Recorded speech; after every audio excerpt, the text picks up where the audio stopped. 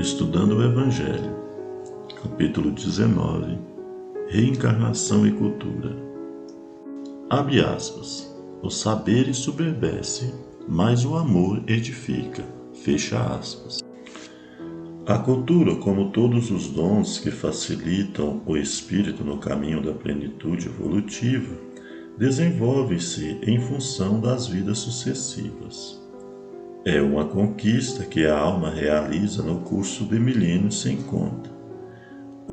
Os gênios do pensamento que transitaram pelo mundo à maneira de inextinguíveis faróis, Confúcio, Sócrates, Leonardo da Vinci, Goethe, Rui Barbosa, Einstein e outros, foram almas incipientes nos primórdios da sua evolução. Inteligências primárias que tatearam também nas sombras da mediocridade. Tiveram, enfim, a mesma origem de todos os homens. O princípio espírita de que todas as almas, entre aspas, foram criadas simples e ignorantes, revela a inexistência de favoritismo e privilégio nas leis divinas. Na balança de Deus não há, como ocorre na do homem, dois pesos e duas medidas. A humanidade tem, obviamente, origem comum, viaja para o mesmo destino, a perfeição. Percorre as variadas e múltiplas estações do aprendizado neste ou noutros mundos disseminados pelo universo. A soma dos valores culturais como a dos valores morais, representando aquisições que se perdem nas brumas do tempo, faz despontarem aqui em Aurelius, ontem e hoje, nas radiosas constelações da sabedoria, refulgentes estrelas inconfundíveis por seu brilho ímpar. A cultura, no entanto, pode ser muitas vezes, como a fortuna, a beleza ou o poder, motivo para a desgraça do homem, quando essa cultura, desprovida de humildade e amor, o conduz pela presunção ao detestável vício do narcisismo intelectual. O homem rico de cultura, mas pobre de bons sentimentos, é infeliz embora se julgue um Deus. Por isso, o apóstolo Paulo, que possuía sabedoria pelo Espírito, advertia escrevendo aos cristãos de Corinto, abre aspas, o saber ensoberbece, mas o amor edifica, fecha aspas. E mais tarde, aclarando seu pensamento, abre aspas, se alguém julga saber alguma coisa, com efeito não aprendeu ainda como convém saber, fecha aspas. 1 Coríntios 8, 1 e 2. A reencarnação é o meio e a perfeição é o fim. Deve o homem preparar-se por ela no sentido de, realizando-se interiormente, evangelicamente, palmilhar sem maiores inconvenientes a senda do conhecimento, aprendendo, entre aspas, como convém saber. É sempre possível encontrarmos no mundo, encarnados na condição de idiotas incrustáveis, um gênio do passado que abusou do direito de ser inteligente e culto para oprimir e matar. Nunca se há de encontrar, no entanto, alguém expirando crimes por muito ter amado. Não é demais lembrar o mestre no episódio com a pecadora que lhe ungia os pés. Abre aspas. Perdoados lhe são os seus pecados, porque muito ela amou. Fecha aspas. Lucas 7,47. O homem simplesmente intelectual usa a inteligência e aplica o conhecimento e emprega a cultura só e só na satisfação de sua vaidade pessoal, para enaltecimento do ego.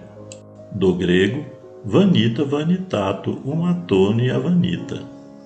Ou seja, vaidade em tudo é vaidade. O homem evangelizado que retém os patrimônios da sabedoria, que, entre aspas, não incha, sabe que nada possui de seu, pois reconhece com humildade consciente que inteligência e cultura são dons celestes que a receptividade absorveu na esteira dos milênios. Nos estudos da fenomenologia mediúnica, no campo do espiritismo cristão, pode-se encontrados numerosos exemplos de cientistas que reencarnaram em dolorosas circunstâncias. Alguns cegos sem a bênção da visão, muitos inutilizados, torturados na epilepsia ou na lepra, outros hidrocéfalos ou idiotas, outros ainda paralíticos surdo-mudos. Centenas deles cruzam conosco as ruas do mundo, carregando nas profundezas conscienciais alucinantes visões, quadros terríveis.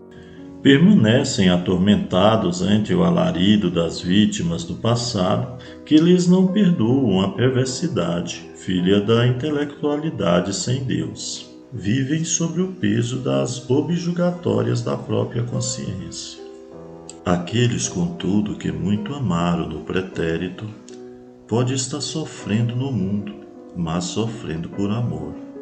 Nos labores construtivos, na renúncia à vida em gloriosos mundos, continuam na terra ajudando aos que permanecem nas retaguardas experimentais. Essas almas se acrescem de sublimados valores, contabilizam na escritura dos céus iluminados créditos.